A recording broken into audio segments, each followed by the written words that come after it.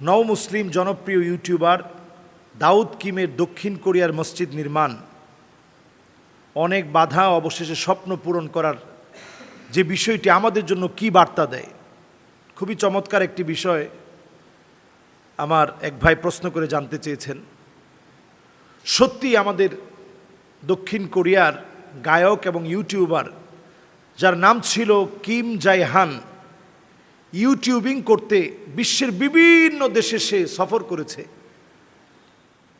তো সফর করার পর থেকে তার মনে সবসময় একটা ব্যথা ছিল যে কি জন্য আমি পৃথিবীতে আসছি, আমি আবার কোথায় চলে যাব। দুঃখ যাতনা যন্ত্রণায় আমার প্রশ্নের উত্তরগুলো কে দিবে, এই তিনটা বিষয় সব সময় তার মনের মধ্যে কাজ করত। আমি কেন আসছি, কেন আমাকে পাঠানো হলো, আমার যে কষ্ট দুঃখ, কেন আমি এই কষ্টের ভিতরে বেঁচে আছি।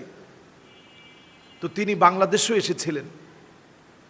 আল্লাহ রাব্বুল আলামিন আমার এই প্রিয় ভাইটিকে দ্বীনের জন্য কবুল করলেন। তার নাম এখন দাউদ কিম। এই দাউদ কিম এতটা জনপ্রিয় হয়েছে ইসলাম গ্রহণ করার পরে।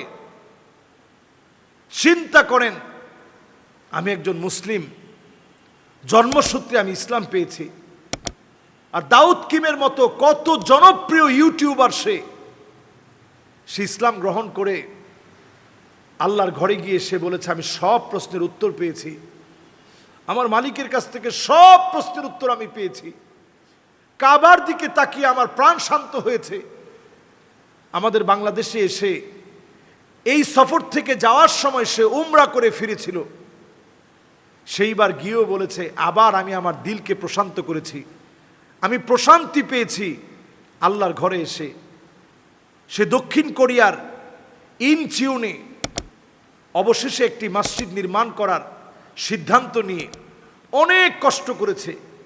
হৃদয়স্পর্শী একটি ভিডিও দিয়েছে, মানুষের ক্ষেত্রে সহযোগিতার হাত বাড়িয়ে দিয়েছে। তার ক্ষেত্রে তাদেরকে কৃতজ্ঞতা জানিয়ে সে লিখেছেন আলহামদুলিল্লাহ, অবশেষে আমি এটি করতে পেরেছি। অনেক বাধা বিপত্তিতে পড়েছে, পুরো অঞ্চলের লোক মসজিদ নির্মাণ করতে কোরিয়াতে বাধা দিয়েছে, সে তারপরেও হাল ছাড়েনি। অবশেষে সে সার্থক হয়েছে। আপনাদের সহযোগিতায় আমি আল্লাহর ঘর বানিয়েছি, সে বানানোর চেষ্টা করছে।